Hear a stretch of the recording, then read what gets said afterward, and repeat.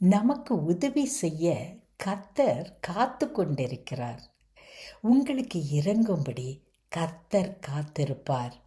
ஏசாயா 30:18. தேவன் நமக்கு இறங்குவதற்காக காத்து கொண்டிருக்கிறாராம். அவர் இந்த உலகத்தில் வாழ்ந்த காலத்தில் இயேசு கிறிஸ்து நன்மை செய்கிறவராக சுற்றி தெரிந்தார். அதோடு கூட ஹி மூவ்ட் வித் கம்பேஷன். அவர் மக்களுடைய தேவைகளை பார்க்கும்போது இறங்கி அவர்களுக்கு உதவி செய்கிறவராக இருந்தார். அன்போடு அவர்களுக்கு உதவி செய்ய, அவர்களை சுகப்படுத்துவதற்கு, அவர்கள் தேவைகளை சந்திப்பதற்கு காத்து கொண்டிருந்து உதவி செய்தவர் தான் இயேசு கிறிஸ்து.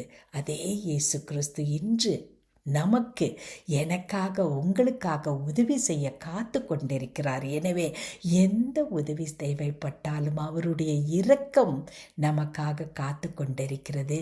நிச்சயமாய் அந்த உதவி நமக்கு கிடைக்கும். அன்பின் பரமதகப்பனே, உம்முடைய இரக்கத்திலே, உம்முடைய அன்பிலே எங்களுக்காக மனதுருகி உதவி செய்ய நீர் இன்றும் காத்து கொண்டிருப்பதற்காய் நன்றி. இந்த நாளிலும் உம்முடைய கரத்திலிருந்து உதவியை பெற்றுக்கொள்கிறோம். இயேசு கிறிஸ்துவின் வல்லமை உள்ள நாமத்திலே ஆமேன்.